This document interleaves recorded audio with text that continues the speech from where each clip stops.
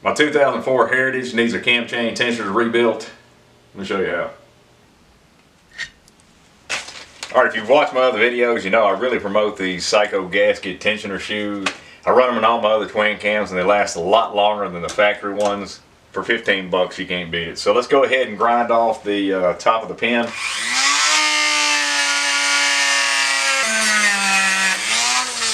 Drive out the pin.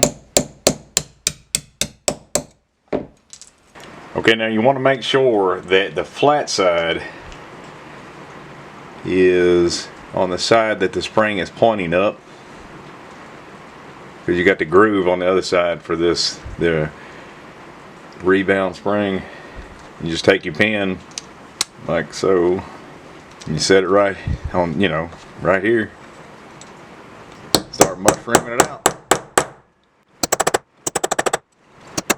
There it is. Now we can go put it in.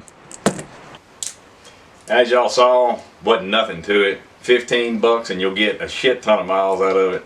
Don't forget to hit that like and subscribe. That way you get the notifications when I go ahead and install this in my Heritage Softail in a few weeks. I'm in it here. Gonna drink this beer. See you on the next one.